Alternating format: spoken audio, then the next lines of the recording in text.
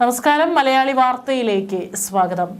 എറണാകുളം കലൂരിൽ കഴിഞ്ഞ ദിവസം പുലർച്ചെ ചായ കുടിക്കാനിറങ്ങിയ പെൺകുട്ടികളെ ആക്രമിച്ച കേസിലെ മുഖ്യപ്രതി അക്ബർ അലിക്ക് ഉന്നത പോലീസ് ബന്ധം. കൊച്ചിയിലെ നിരവധി ലോഡ്ജുകൾ കേന്ദ്രീകരിച്ച് പെൺവാണിഭം നടത്തുന്ന അക്ബറും കൂട്ടാളികളായ 4 സ്ത്രീകളും നഗരത്തിലെ ഒട്ടനവധി പോലീസുകാർക്ക് മാസപ്പടി കൊടുക്കുന്നതായി സൂചനകൾ. നഗരത്തിലെ ഇടത്തരം ചെറുകിട ലോഡ്ജുകൾ ഏറെയും പെൺവാണിഭ കേന്ദ്രങ്ങളായി മാറിയിട്ടും പോലീസ് റെയ്ഡോ പരിശോധനയോ നടത്താറില്ല. ഇത്തരം ലോഡ്ജുകളിൽ മറ്റ് ആവശ്യങ്ങൾക്ക് മാന്യതയുള്ളവർക്ക് മുറിയെടുക്കാനോ താമസിക്കാനോ സാധിക്കാത്ത സാഹചര്യമാണ്.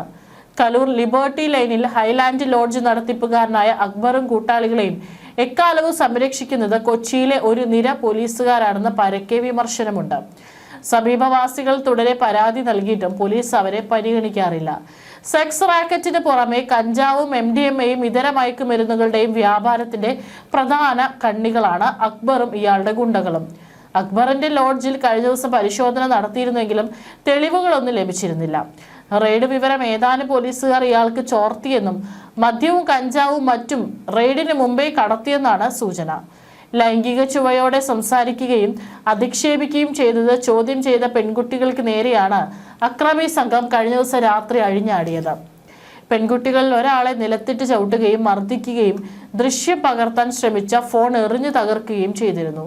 നീയൊക്കെ കൊണ്ടുപോയി കേസ് കൊടുക്കെന്നും പോലീസ് ഒരു ചുക്കും ചെയ്തില്ലെന്നും പ്രതികൾ പറഞ്ഞിരുന്നു. കലൂർ എളമക്കര റോഡിൽ നിന്നുള്ള ചക്കാലപ്പാടം റോഡിൽ ചൊവ്വാഴ്ച പുലർച്ചെ 4:30 പെൺകുട്ടികളെ ആക്രമിച്ചത്. അക്രമി സംഘത്തിലെ പാലക്കാട് സ്വദേശികളായ അരുൺ, സാബിത്ത്, മലപ്പുറം സ്വദേശി ആൽബിൻ സൈമൺ എന്നിവരെ പോലീസ് പിടികൂടിയിരുന്നു. ഇവർ മുമ്പ് മദ്യം മയക്കുമരുന്ന് കേസുകളിലും കൊട്ടേഷൻ ഗുണ്ടാ കേസുകളിലും പ്രതികളാണ്.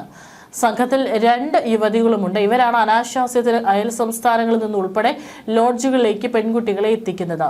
പിടിയിലായവർ അക്ബർ അലിയുടെ ഹോട്ടലിലെ ജീവനക്കാരാണ്. അറസ്റ്റിലായ സ്ത്രീകൾ അനാശാസ്യ കേസുകളിൽ പലതവണ പിടിയിലായവരുമാണ്. അക്ബറിന്റെ പശ്ചാത്തലം ദുരൂഹമാണെന്ന് കഴിഞ്ഞ ദിവസം തന്നെ പോലീസ് സൂചന നൽകിയിരുന്നു. അക്ബർ അലി ഉൾപ്പെടെ 7 പേരാണ് ഒളിവിൽ കഴിയുന്നത്. പോലീസ് അറിവോടെയായിരുന്നെന്നും പറയപ്പെടുന്നു. കലൂരിൽ പെൺകുട്ടികൾക്ക് നേരെ നടന്നത് ഭയാനകമായ ആക്രമണമാണെന്നും കൊച്ചി സിറ്റി പോലീസ് പറഞ്ഞു. പ്രതികളെല്ലാം സുഹൃത്തുക്കളായതിനാൽ ഇവരുടെ മൊബൈൽ ഫോൺ കേന്ദ്രീകരിച്ചും അന്വേഷിക്കുന്നുണ്ട്. അതേസമയം പോലീസ് അറിവോടെ നഗരത്തിൽ തന്നെ പ്രതികൾ ഒളിവിൽ കഴിയുന്നുണ്ടെന്നാണ് വിവരം. 1-ാം പ്രതി അക്ബർ അലിക്ക് ലഹരി ഗുണ്ടാ സംഘങ്ങളുമായി ബന്ധമുണ്ടോ എന്നും പരിശോധിക്കുന്നുണ്ട്. പ്രതികളെ കണ്ടാൽ അറിയുമെന്ന് പരിക്കേറ്റ പെൺകുട്ടി പോലീസിനോട് പറഞ്ഞിട്ടുണ്ട്. ഗുരുതരമായ അതിക്രമം നടന്നിട്ടും സംഭവത്തിൽ പരാതി നൽകാൻ എത്തിയവരോട് പോലീസ് ഗൗരവമില്ലാതെയാണ് പെരുമാറിയതെന്നും ആക്രമിക്കപ്പെട്ട പെൺകുട്ടികൾ പറയുന്നു.